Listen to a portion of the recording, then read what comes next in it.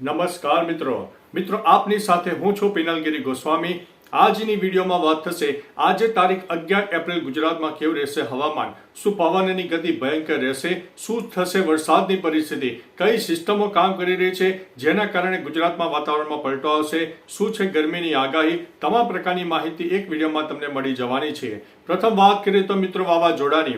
અત્યારે ગુજરાત અને તેની આસપાસ એક મજબૂત સિસ્ટમ સક્રિય થઈ છે જેના ભાગરૂપે થઈને ગુજરાતમાં એક મિની વાવાઝોડા જેવી પરિસ્થિતિનું નિર્માણ થાય, જેમાં પવનની ગતિ 15 થી લઈને 45 કિલોમીટર પ્રતિ કલાકની ઝડપે પહોંચી જાય અને કોઈ વિસ્તારમાં તો 50 કિલોમીટર પ્રતિ કલાકની ઝડપે પહોંચી જાય। ખાસ કરીને કચ્છનો દરિયાઈ પટ્ટી વિસ્તાર હોય, સૌરાષ્ટ્રનો દરિયાઈ પટ્ટી વિસ્તાર હોય, દક્ષિણ ગુજરાતનો દરિયાઈ પટ્ટી વિસ્તાર હોય, તેમાં પવનની ગતિ આજે સાંજે 4 વાગ્યા બાદ ભયંકર રહેશે, જેમાં જાણે કે વાવાઝોડું આવ્યું હોય તેવી પરિસ્થિતિનું નિર્માણ થશે। એટલે મિત્રો થોડા સાવચેત રહેજો, એલર્ટ રહેજો। મોડી સાંજથી પવનની ગતિમાં નોંધપાત્ર વધારો થશે અને આ જે પવનની ગતિ એટલી ભયંકર હશે કે ખેતીના પાકને વ્યાપક નુકસાન પણ પહોંચાડી શકે છે। એટલે મિત્રો કોઈ ખુલ્લામાં ચીજ વસ્તુઓ પડી હોય અથવા તો તે પવનને કારણે નુકસાની પહોંચતી હોય તેવી ચીજ વસ્તુઓને થોડીક કહી શકાય કે સાવચેતીવાળી જગ્યાએ મૂકી દેજો। બીજી તરફ મિત્રો પવનને કારણે ગરમીમાં આંશિક રાહત મળશે।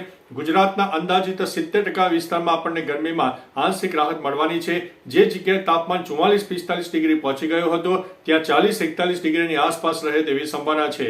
આજે કચ્છમાં ઓરેન્જ એલર્ટ આપવામાં આવ્યું છે, જ્યારે ગુજરાતના અન્ય વિસ્તારોમાં એટલી બધી ગરમીની શક્યતા નથી। એટલે મિત્રો એવરેજ ગરમીનું પ્રમાણ જણાવીએ તો 38 થી લઈને 42 ડિગ્રીની અંદર ગરમી પહોંચી જાય, એટલે તાપમાનમાં 2 થી 3 ડિગ્રીનો નોંધપાત્ર ઘટાડો થાય તેવી સંભાવના છે।